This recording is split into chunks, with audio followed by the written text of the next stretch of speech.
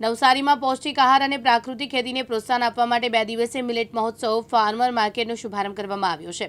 આ કાર્યક્રમમાં શ્રી અન્ન એટલે કે મિલેટ્સને લોકપ્રિય બનાવવાનો ખાસ પર ભાર મૂકવામાં આવ્યો છે। નવસારી મહાનગરપાલિકા અને જિલ્લા પંચાયત ખેતીવાડી શાખાના સંયુક્ત ઉપક્રમે ઈટાવાડા રોડ બીઆરટી પાર્ટી ખાતે 2 દિવસીય મિલેટ મહોત્સવ અને પ્રાકૃતિક ફાર્મર માર્કેટનું આયોજન થયું। આ પ્રદર્શનનું ઉદ્ઘાટન રાજ્યના આદિજાતિ વિકાસ મંત્રી નરેશ પટેલના હસ્તે કરવામાં આવ્યું।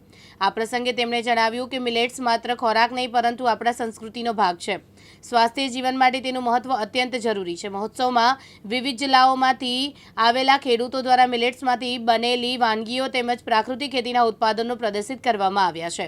આજે ગુજરાત સરકાર દ્વારા અને ખાસ કરીને આપણા યશસ્વી પ્રધાનમંત્રી નરેન્દ્રભાઈ મોદી સાહેબની એક વિઝનરી મિલેટ મહોત્સવ જ્યારે આજે વિશ્વની અંદર ભારત ઓળખાતું થઈ ગયું હોય અને આજે જ્યારે નવસારીના આંગણે મિલેટ મહોત્સવ પ્રાકૃતિક ફાર્મર માર્કેટ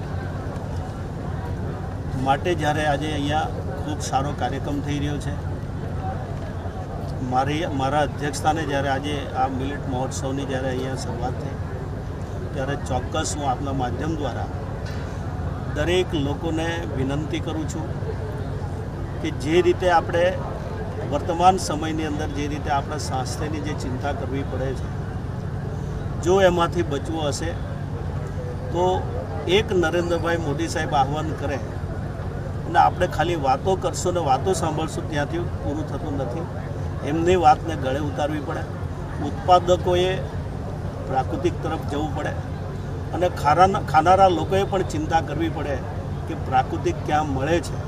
તો આ બંનેનો સહિયારો પ્રયાસ હશે તો આવનારા દિવસોમાં જે મિલેટ્સ ઉત્સવ છે કારણ કે આપણી જે સંસ્કૃતિ છે પ્રકૃતિ છે આપણા જે સંસ્કારો છે એ સંસ્કારો પૂર્વજોનો પણ આપણને આપતા ગયા છે કે આપણે ત્યાં જ ઉત્પાદન થતું પછી જુવાર હોય રાગી હોય બાજરી હોય અનેક પ્રકારના જે જાડા ધાન્ય છે એ વર્ષોથી આપણા વડીલો ખાતા હતા અને એ જ તરફ આપણે ફરી પણ આપણે આગળ વધવું પડશે જેથી આપના માધ્યમ દ્વારા ફરીવાર હું આજના દિવસે શુભકામના સાથે અપેક્ષા બી રાખું છું કે આપણે પ્રાકૃતિક ખેતી તરફ આગળ વધવું જ જોઈએ। ગવર્નરશ્રી જે રીતે ખૂબ પ્રયત્ન કરે છે મુહિમ ચલાવે છે આપણા ભૂપેન્દ્રભાઈ પટેલ સાહેબ જે રીતે સરકારની અનેક યોજનાઓ દ્વારા ખેડૂતોના પડખે ઊભા રહેવાની વાત કરે છે ત્યારે આપણે સૌ એમાં જોડાઈએ એ જ અપેક્ષા। ધન્યવાદ। હેમલ પટેલ, દિવ્યાંગ ન્યૂઝ, બિલીમોરા, નવસારી।